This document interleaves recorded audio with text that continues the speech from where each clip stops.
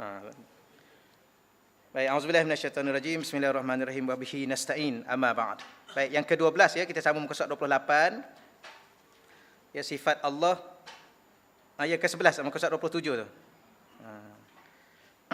Baik, sama artinya Allah mendengar segala apa yang maujud. Ya, segala apa yang ada iaitu makhluk tanpa bergantung kepada alat. Ya, tiada sesuatu pun yang tidak didengari oleh Allah sama ada yang bersuara atau tidak bersuara.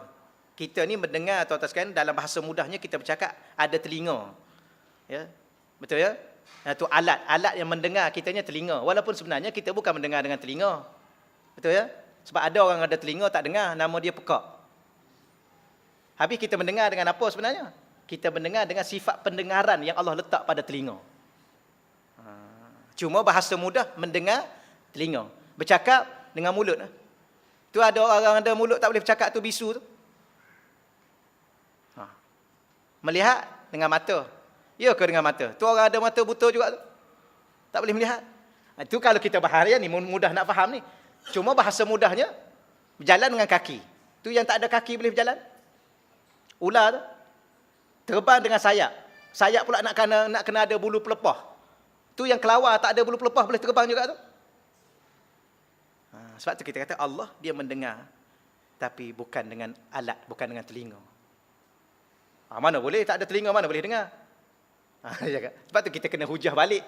Yang ada telinga pun tak dengar. Wallahu a'lam. Bolehlah tuan-tuan dia ringkas-ringkas ya. Dia tak boleh hurai panjang sangat nanti banyak ilmu pula.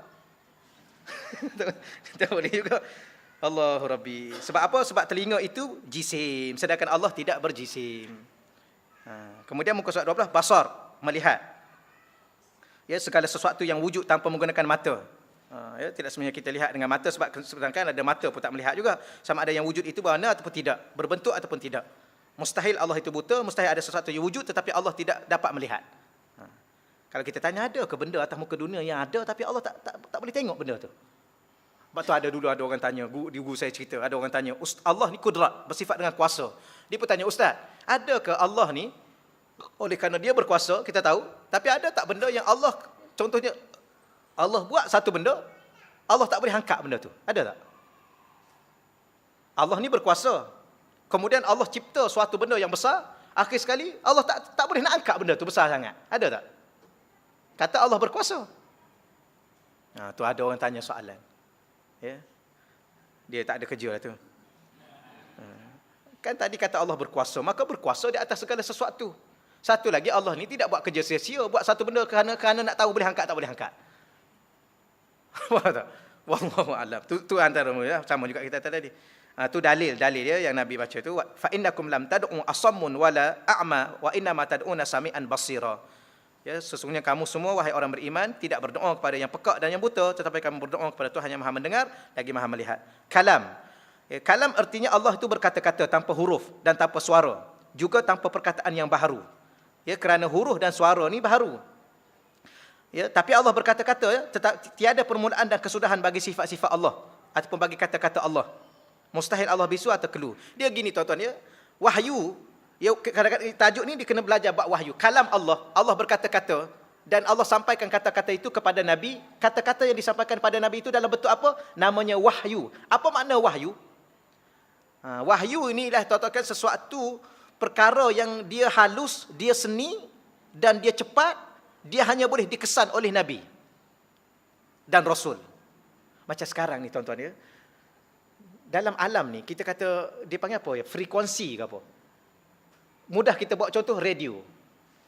Ya, radio IKIM, radio mana-mana tuan-tuan. Dia duduk di konti dia tu. Kat mana konti dia? Kat Putrajaya, kat KL. Tapi kita buka kat sini, kita dengar. Dia kata bercakap di ruang udara. Maknanya ada tak suara berjalan tu? Yang ikut frekuensi tu. Ada nampak tak suara? Ada dengar tak? Contohnya kawan kita telefon dengan kawan kita kat luar sana. Kita pergi duduk tengah-tengah tu, takut dengar. Tak?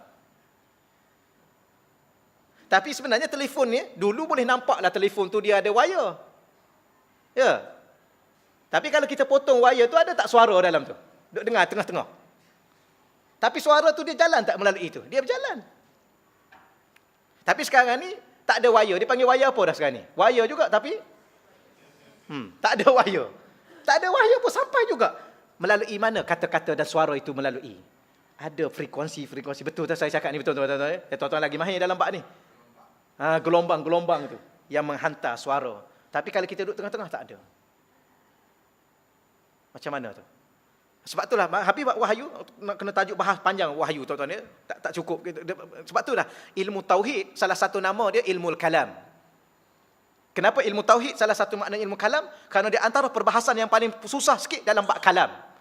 Tapi Allah panggil malaikat Jibril, maka Allah berfirman kepada malaikat Jibril ataupun wahyukan kepada malaikat Jibril dan Allah fahamkan malaikat Jibril yang tidak sama dengan huruf, dengan suara, dengan apa, Allah fahamkan malaikat Jibril sampaikan kepada Nabi, maka malaikat Jibril fahamkan Nabi apa maksud firman Allah, maka Nabi pun terjemahkan dalam bentuk bahasa Arab kerana Nabi bangsa Arab.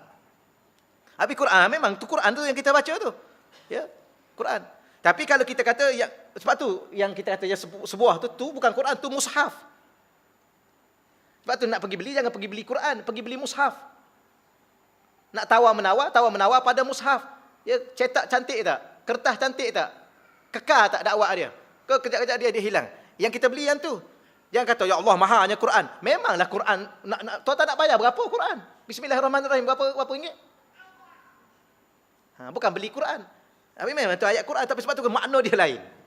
Cuma yang saya boleh sebut pada tuan-tuan, Allah tidak berkata-kata, kata-kata Allah tanpa huruf. Saya pun kadang-kadang berkata-kata tanpa huruf, tanpa suara. Kata-kata hati. Suara hati dia panggil. Betul? Sebab tu dia panggil niat. Apa makna niat? Niat ialah suatu yang lintasan hati yang tidak ada suara, tidak ada. Tapi bercakap tak dalam ni? Ada suara tak? Tak ada. Ada huruf tak? Tak ada. Bila mana keluar ke sini tu baru itu. Gitulah Allah Subhanahu Wa Taala. Boleh ya tuan-tuan? Tapi ini nak kena bahas panjang. Wa kallama Allah Musa taklima. Ya, Allah telah berkata-kata kepada Nabi Musa taklima secara langsung. Yang tu hadis tu. Baik, kaunuhu. Hadis tu tuan-tuan tu dalil tambahan. Kaunuhu. Baik, sebab tu setengah ulama kata huruf sifat ni ada 13 sahaja. Cuma dibahaskan 7 lagi kaunuhu. Apa makna kaunuhu? Hal keadaan. Contohnya qadiran. Allah ni berkuasa. Dan kaunuhu qadiran dalam hal keadaan sentiasa berkuasa. Allah bersifat dengan kuasa. Kudrah, Allah berkuasa. Kaunuhu qadiran, Allah dalam hal keadaan sentiasa berkuasa. Kaunuhu muridan, dalam hal keadaan sentiasa berkehendak. Kaunuhu aliman, dalam keadaan sentiasa berilmu. Tuan-tuan boleh? Saya cakap mudah. Tuan-tuan ni ada ilmu tak? Ada. Adakah sentiasa berilmu? Ke ada waktu-waktu lupa? Ada waktu-waktu tak tahu?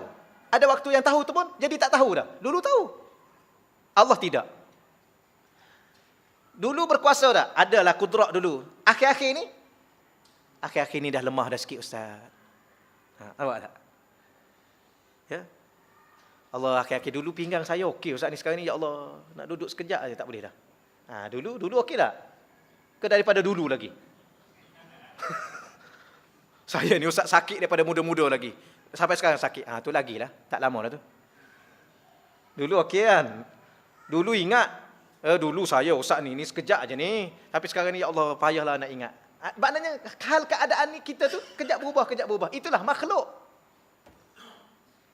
Allah berkuasa daripada azali, dia berkuasa sampai tak putus kuasa Allah, tak sepadan kuasa Allah.